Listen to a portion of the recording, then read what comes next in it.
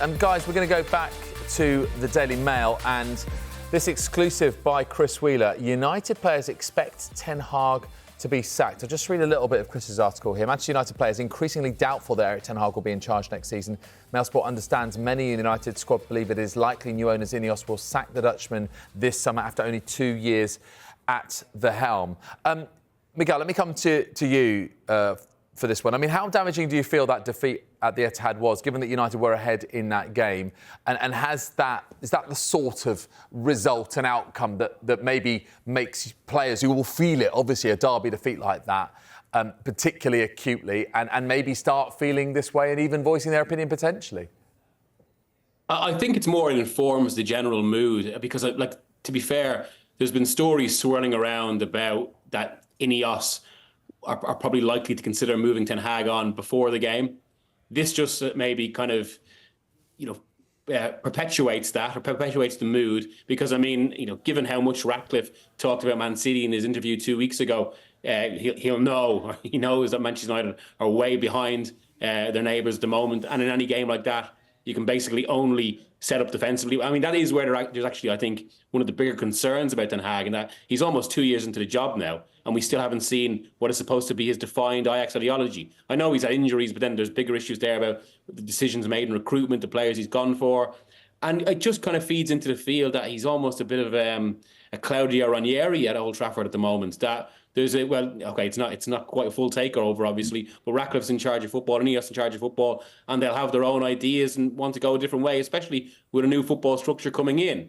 That has been swirling. I suppose if the danger for the end of United season, especially with Champions League football at stake, is that if the players feel that Ten Hag is maybe moving on, it just kind of it means he won't have the same hold of the dressing room. Even if this isn't to say like the players want to do this or it's conscious. It can often work at a subconscious level. Just it kind of that connection is lost, or that maybe the potential consequence of not playing well or not rising to certain standards is lost. Especially given there's already kind of murmurs about how the players think Ten Hag can be too intense in some of his demands. Although, to be fair, as Chris said in the piece, and I've heard the same thing, most of the dressing room does actually quite like Ten Hag. Obviously, that's not unanimous, but the feeling towards him is generally warm.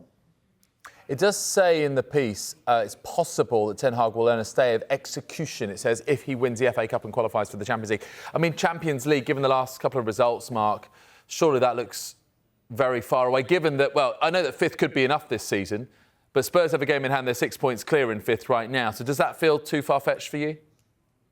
It does, to be honest. I think getting to the Champions League now is so outlandish that I just don't see it happening. But, even if it did happen, I still think that Ten Hag's future isn't guaranteed. I think that, we've been in this road before. I mean, ever since Sir Alex Ferguson left, whether it was David Moyes, Louis van Gaal, Jose Mourinho, Ole Gunnar Solskjaer, the players have either down tools towards the end or we've heard the same sort of noises. And this group of players has been very good at getting rid of managers. But I think the reality this time around is that whether the manager stays or goes, a lot of those players will be going this summer because there really is a need to clear out and start again. So if these players are thinking that the manager go will safeguard their future, it probably won't, because, there is a new broom coming. And I do think that the tone of the story is right. I think Ten Hag will go. I don't think there's anything to justify him staying. I mean, look, results have been poor, performance has been poor. He's fallen out with some senior players.